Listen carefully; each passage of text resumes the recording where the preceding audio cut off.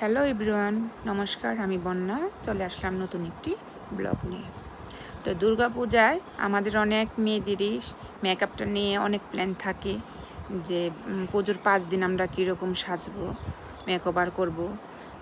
এবার দুর্গাপূজায় গরম থাকবে মনে হয়, তো গরমে যেন মেকআপ নষ্ট না হয় সেই বিষয়টি আমি আজকে ক্লিয়ার করে দেব, পার্ট বাই পার্ট বলে দেব যে তোমরা কোনটার পর কী দেবে আর কীভাবে মেকআপ করবে। যারা বিজ্ঞানার আপু তারও বুঝিয়ে ফেলবে।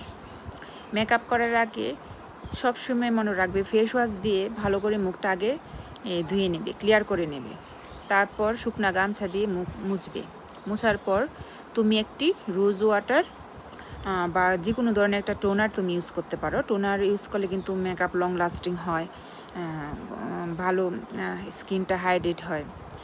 আর তোমার স্কিন ড্রাই স্কিনের যে ময়শ্চারাইজার সেই ময়শ্চারাইজার দেবে, বা অয়েলি স্কিনের যে ময়শ্চারাইজার তুমি ব্যবহার করো, যে কোনো মানে স্কিনের ধরন বুঝে তোমরা একটা ভালো ময়শ্চারাইজার ভালো করে স্কিনে দেবে। আর প্রত্যেকটা প্রোডাক্ট দেওয়ার পর 5 মিনিট করে তোমরা কিন্তু ওয়েট করবে। ওয়েট করার পর তোমরা প্রোডাক্ট ইউজ করবে। এটা কিন্তু তোমরা অনেকেই জানো না। টোনার দেওয়ার শুকানোর পর ময়শ্চারাইজার দেবে, সে ময়শ্চারাইজার দেওয়ার পর আবার 5 মিনিট ওয়েট করবে। ওয়েট করার পর তুমি প্রাইমার দেবে। তোমার স্কিন যদি ড্রাই স্কিন হয় ড্রাই স্কিনের প্রাইমার দেবে, আর যদি অয়েলি স্কিন হয় অয়েলি স্কিনের প্রাইমার দেবে। তারপর প্রাইমার দেওয়ার পর তোমার যদি ডার্ক স্পট থাকে স্কিনে, তাহলে সেটাকে হাইড করার জন্য অবশ্যই কালার কারেক্টার ইউজ করতে হবে। সেটা হালকা করে ইউজ করে তুমি তোমার স্কিন টোন অনুযায়ী তুমি ফাউন্ডেশন চুজ করবে।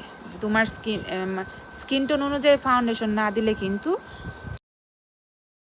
ওই যে আমরা বলি না যে মেকআপ কেন কালো হয়ে যায়। মেকআপ কেন কালো হয়ে যায় জানো? তোমরা এসে গিয়ে ম্যাচিং করে ফাউন্ডেশনে বুঝো না যে তোমার স্কিনে কী ফাউন্ডেশনটা মানে তোমার দরকার। সে ম্যাচ না হওয়ার কারণেই তোমার এই মেকআপটা যে কালো কালো হয়ে যায়, নষ্ট হয়ে যায়। আর পার্ট বাই পার্ট আমি যেভাবে বলতেছি এইভাবেই তোমরা যদি প্রোডাক্টটা ইউজ করো, তাহলে কিন্তু তোমরা মেকআপ নষ্ট হবে না। তো ফাউন্ডেশন ভালো করে তোমরা স্কিনে বিউটি ব্লেন্ডার দিয়ে ভালো করে বসাবে।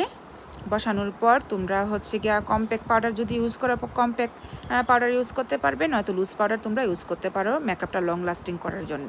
ব্যানানা বা তোমার স্কিন টোন অনুযায়ী তোমরা লুজ পাউডারটা কিন্তু ইউজ করতে পারো। লুজ পাউডারটা ইউজ করার পর তোমরা সিটিং স্প্রে সাথে সাথে দেবে।